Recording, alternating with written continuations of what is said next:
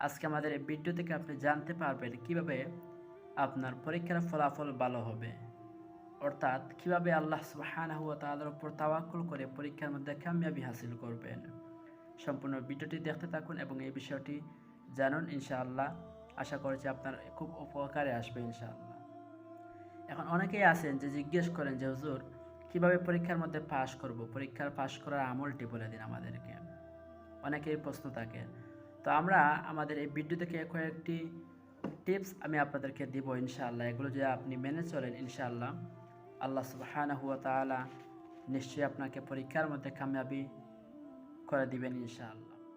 প্রথম নাম্বার হচ্ছে, যখন আপনি পরীক্ষা দিবেন পরীক্ষার আগে আল্লাহ সুবহানাহু ওয়া তাআলার উপর বিশ্বাস রাখবেন, আল্লাহর উপর তাওয়াক্কুল করবেন যে আল্লাহ নিশ্চয়ই আল্লাহ সুবহানাহু ওয়া তাআলা আমাকে পরীক্ষার মধ্যে কামিয়াবি করবেন ইনশাআল্লাহ। আল্লাহর উপর বিশ্বাস রাখবেন, তাওয়াক্কুল করে চলবেন। এই হচ্ছে এক নাম্বার টিপস। দুই নাম্বার হচ্ছে, আপনাকে কঠোর পরিশ্রম করতে হবে, কঠোরভাবে পড়ালেখা করতে হবে, আপনাকে কষ্ট করতে হবে, পরিশ্রম করতে হবে। আপনি যে পরিশ্রম করবেন তার ফলে আল্লাহ সুবহানাহু ওয়া তাআলা আপনাকে পরীক্ষার মধ্যে কামিয়াবি করবেন ইনশাআল্লাহ। এখন অনেকেই আছেন যে সারা বছর পড়ালেখা করেন নাই, কিন্তু পরীক্ষার আগে, পরীক্ষার 3 দিন আগে 10 দিন আগে বই নিয়ে বসেন, অথচ মাথায় কিছু ধরতেছে না, কিছুই পারি না, আপনি কিছুই পারতেছেন না। এরকম হলে হবে না, আপনাকে কঠোর পরিশ্রম করতে হবে, পড়ালেখা করতে হবে। এটা হচ্ছে কঠোর পরিশ্রম করতে হবে, এটা হচ্ছে 2 নাম্বার টিপস। তারপরে 3 নাম্বার টিপস হচ্ছে, আপনি যখন পরীক্ষা দিবেন পরীক্ষা যাওয়ার আগে আপনি অজু করে, ভালোভাবে অজু করে পরীক্ষা যাওয়ার আগে আল্লাহ সুবহানাহু ওয়া তাআলার কাছে 2 রাকাত সলাতুল হাজত পড়ে নেবেন, সলাতুল হাজত পড়ে নেবেন। পরে আল্লাহ সুবহানাহু ওয়া তাআলার কাছে দোয়া করবেন যে আল্লাহ, আমি তো সারাদিন সারা বছর আমি পড়ালেখা করেছি, কিন্তু তবুও আমার কিছু হইতেছে না। বাকিটা তো আল্লাহ সুবহানাহু ওয়া তাআলা আপনার উপর, আপনি আমাকে রহম করবেন, পরীক্ষার মধ্যে কামিয়াবি করবেন। এই দোয়াটি আপনারা করবেন এবং এই সলাতুল হাজত 2 রাকাত নামাজ পড়বেন। বিশ্বনবী মুহাম্মদ সাল্লাল্লাহু আলাইহি ওয়াসাল্লাম যে কোনো প্রয়োজন হলে, যে কোনো কিছু তিনি আল্লাহ সুবহানাহু ওয়া তাআলার কাছে এই 2 রাকাত সলাতুল হাজত পড়ে নিতেন। সেই জন্য এই 2 রাকাত সলাতুল হাজত পড়ে নেবেন, পরে আল্লাহ সুবহানাহু ওয়া তাআলার কাছে দোয়া করবেন। এই হচ্ছে 3 নাম্বার। তারপরে 4 নাম্বার হচ্ছে, পরীক্ষা যখন শুরু হবে, শুরু হওয়ার আগে আপনি বিসমিল্লাহির রহমানির রহিম পড়ে পরীক্ষা শুরু করবেন। কারণ যে কোনো কাজের শুরুতে যদি কোনো মানুষ বিসমিল্লাহির রহমানির রহিম পড়ে শুরু করে, তখন ওই কাজটা তার জন্য সহজ হয়। কারণ সে আল্লাহ সুবহানাহু ওয়া তাআলার ভরসা নিয়ে আল্লাহর নামে শুরু করেছে সেই কাজটি। আল্লাহ সুবহানাহু ওয়া তাআলা দয়াময় রব্বুল আলামিন ওই কাজটাকে তিনি সফল করে দেন, অর্থাৎ সহজ করে দেন। এই হচ্ছে 4টা টিপস। 5 নাম্বার হচ্ছে, এখন অনেকেই আছেন যে পরীক্ষার মধ্যখানে, পরীক্ষা চলতেছে এর মধ্যখানে হঠাৎ একটা প্রশ্ন আসলো, আপনি আপনার মনে পড়তেছে না প্রশ্নের উত্তরটি, তখন আপনি কি করবেন? তখন একটি দোয়া পড়বেন। দোয়াটি হচ্ছে রব্বি ইশরাহ লি সদরি। দোয়াটি আমার সাথে একটি পড়ুন, রব্বি ইশরাহ লি সদরি, রব্বি ইশরাহ লি সদরি। এই দোয়াটি আপনারা পাঠ করবেন। এতে করে আল্লাহ সুবহানাহু ওয়া তাআলা এই দোয়ার উসিলে আপনার প্রশ্নের উত্তরটি আপনার জেহেনের মধ্যে এনে দিবেন। এই হচ্ছে 5টা টিপস।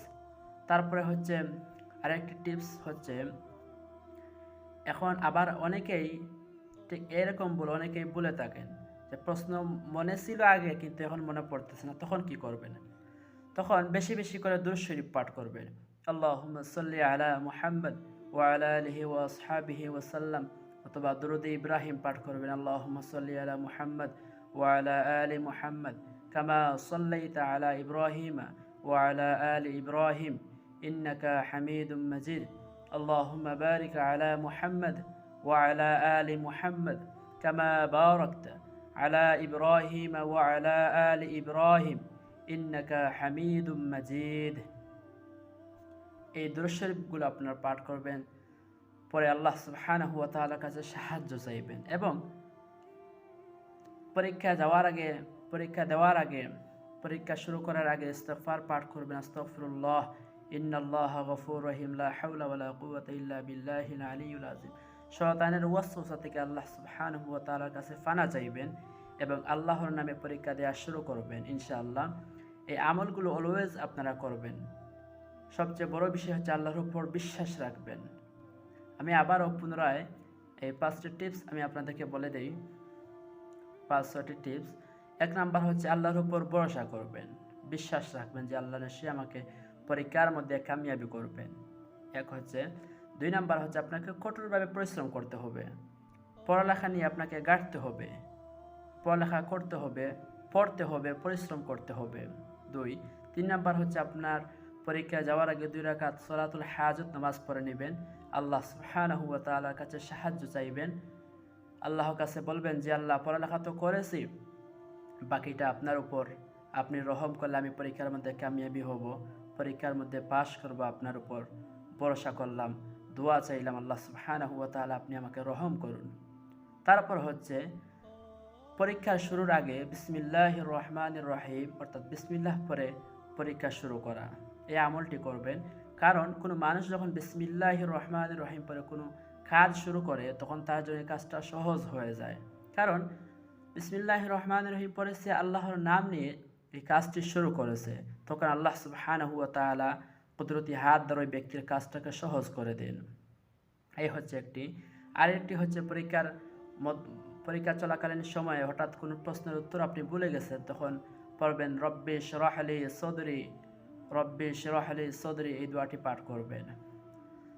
আরও একটি দোয়া আছে, আপনারা যখন প্রশ্নের উত্তর ভুলে যান তখন আপনারা এটি করবেন, পাঠ করবেন, দুরূদ শরীফ পাঠ করবেন, বেশি বেশি করে দুরূদ শরীফ পাঠ করবেন। আল্লাহুম্মা সাল্লি আলা মুহাম্মদ, দরুদ ইব্রাহিম ইত্যাদি দরুদ, এগুলো পাঠ করবেন, আল্লাহর উপর ভরসা করবেন, রাসূল পাক সাল্লাল্লাহু আলাইহি ওয়াসাল্লামের উসিলা নেবেন।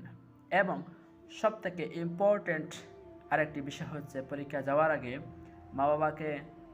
মা বাবার দোয়া নিয়ে যাবেন, মা বাবার কাছে দোয়া চাইবেন। পৃথিবীর কোনো মানুষের দোয়া কবুল না হলেও আপনার জন্য আপনার মা বাবার দোয়া কিন্তু অবশ্যই কবুল হয়। তাদের কাছ থেকে দোয়া চাইবেন এবং আল্লাহর উপর ভরসা করবেন, দুরূদ শরীফ পাঠ করবেন, নামাজ পাঠ করবেন, পরিশ্রম করবেন। ইনশাআল্লাহ আপনি পরীক্ষার মধ্যে কামিয়াবি করবেন। আজকে এই ছিল বিষয়টি। আমাদের এই চ্যানেল থেকে বিভিন্ন ধরনের ইসলামিক আমলের ভিডিও দেওয়া হয়, সেই ভিডিওগুলো দেখতে অবশ্যই নিচে লাল বাটন ক্লিক করে চ্যানেলটি সাবস্ক্রাইব করুন এবং পাশে বেল আইকনটি অন করে দিন। আসসালামু আলাইকুম ওয়া রাহমাতুল্লাহি ওয়া বারাকাতুহু।